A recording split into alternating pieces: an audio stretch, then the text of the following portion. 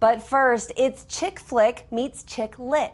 Love, Loss, and What I Wore is a show about emotional recollections in the lives of a group of women and the clothes that framed them. The quick-witted and smart script from Nora and Delia Ephron strikes a chord with every woman.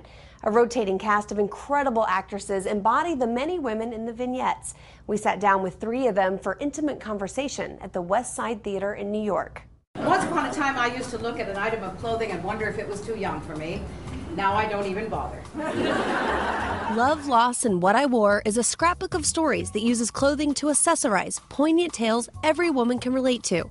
From the trauma of buying that first bra, to unspeakable prom dresses, to fabulous high heels, and having a closet full of clothes but nothing to wear. You go like, oh really? Someone's gonna write a book about clothes and her life? Like, really? Really? And it's gonna be good? Really?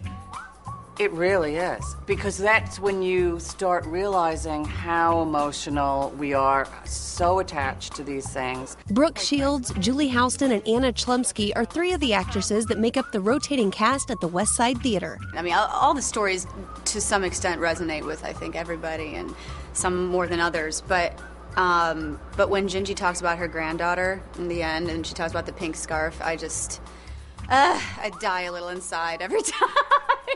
In a good way. They're vignettes about fighting cancer, mothers who disapprove, men who leave, and the clothes we wore at those defining moments in our lives. There are certain clothes that are associated with certain lovers, and I've been married twice, so, you know, maybe in that sense, more goes. Okay, I better shush.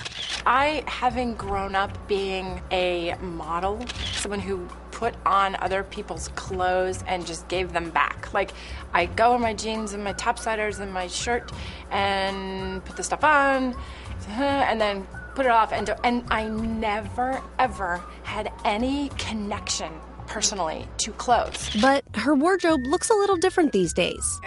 She comes in like with these fabulous, like classic-y things, and then she'll have like this wonderful piece of jewelry on her arm or on her ear, and they're all kind of funky and fabulous, and it's like, wow. And well, because she doesn't look good. Whatever. Yeah, she didn't. But there's I think clothes for people are a sign of independence and a sign of affirming. Like I watch, and I watch my girls fight me. I don't remember ever fighting to wear anything. Brooke's favorite permanent thing in the closet right now? I have a scarf that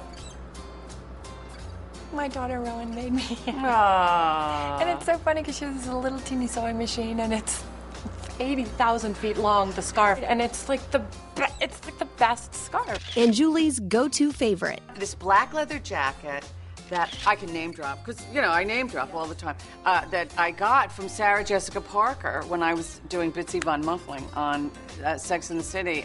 Anna's uniform growing up. I have a friend who's still my friend from 2nd grade, and she says, I remember the first time I saw you, and our lockers were next to each other, and I thought you were so pretentious because you were wearing ballet slippers.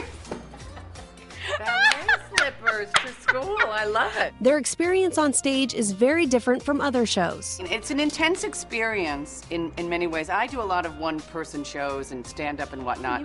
And I thought that it would be a little like that, but it's not really. It starts one way, and you do have a journey, and it does end up with some real serious, you know, situations.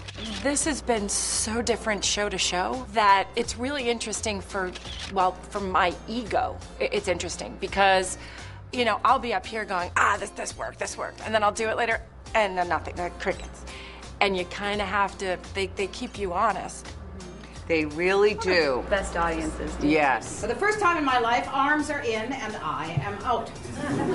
There's an age-old relationship between women, their bodies, and what they wear. These moments that have this sort of accompaniment of an article of clothing is really just, you know, historically a psychological journey that women go through since they're little. Love, Loss, and What I Wore is one size fits all. Bring a tissue, you're definitely going to need it. Love, Loss, and What I Wore is now on the Los Angeles stage as well. It's based on the book of the same title by Eileen Beckerman.